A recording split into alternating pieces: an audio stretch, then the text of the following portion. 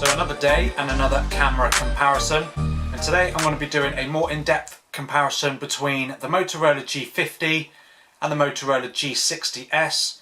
Now both of these phones are available for around the £200 mark, and it'll be interesting to see how they compare with their photo quality. So let's take a closer look. The photos from the G50 will be on the left and the G60 photos will be on the right. And if you enjoy this video, a sub to the channel would be amazing. So first up, here are the camera specs for both of these phones. And the first photo in my garden, testing out how well the HDR works on both phones. And for some reason, the G60s came out a lot darker, despite me tapping the screen to brighten the main area. The G50 photo has a more balanced photo in terms of light and dark areas. But despite this, you can just about notice more detail on a lot of areas such as the grass, sheds and water feature on the G60s. The G50 photo has more true to life colour reproduction, with the G60s again having a more saturated look. Now I've put this down to how the MediaTek processor inside the G60s processes the images, because all the other Motorola devices that I've used use Snapdragon processors, and these seem to render more natural photos in terms of colour. The G60s has the ultra wide, which of course allows you to get more in the frame, which unfortunately the G50 lacks. This photo for some reason is brighter despite a smaller f2.2 aperture on this ultra wide lens, and like I've said in previous videos, it has a warmer look to it. Detail is of course less due to the drop in resolution. The next photo of this bird feeder are very similar between both phones. The main difference I noticed straight away is the G50 is a little bit lighter in terms of if you look at the garden furniture and the barbecue cover. Other than that, detail is similar, with the colours of the nuts in the bird feeder ever so slightly stronger in the G60s. And it's a similar story across the rest of the photos that I've taken, but here are some more sample shots from both phones.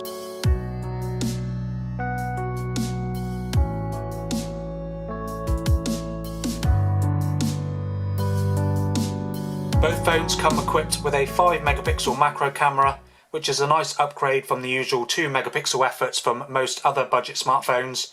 Still low resolution, but these photos aren't too bad, and oddly in this photo, the G50 photo has more vibrant colours, but other than that the detail is identical. But then switching to this photo, the G60s has more vibrant colours, so there's some inconsistency to the colour reproduction between the two, but of course most people won't be using both phones together.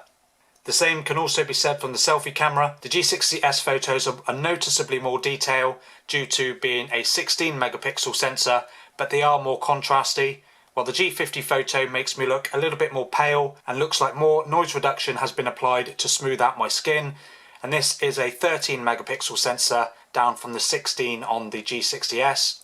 And I do prefer the G60s selfies, but would prefer slightly less contrast, something that can easily be adjusted in post. And the G60s has the advantage in video capture, topping out at 4K on both the front and rear cameras, while the G50 maxes out at 1080p. So while both phones produce some really nice photos, I think the G60s has the edge over the G50, mainly due to the high resolution camera, which then produces photos with a little bit more detail, but it is let down by the over-processing of the photos in terms of the colour. The G50 produces more natural looking photos, but the lack of the ultra wide may be a deal breaker for some people. But aside from the improvements on the camera with the G60s, you do have improvements such as a 1080p display over the 720p display on the G50, but also this display is a 120Hz refresh rate display over the 90Hz found on the G50. I do as well prefer the punch hole design of the G60s over the slightly more dated G50's teardrop notch design. And one area where I think the G50 absolutely kills the G60s is that back panel with this really nice reflective mirrored finish.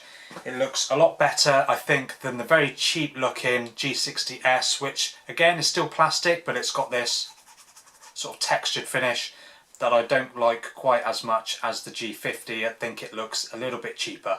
So that's my comparison between the G50 and the G60s. Let me know in the comments what you think of the photos from these phones. It would be great to hear your thoughts. Of course, all opinions of these photos are my own, so of course a lot of your opinions may be different to mine. But thank you for watching, and I'll see you in the next one.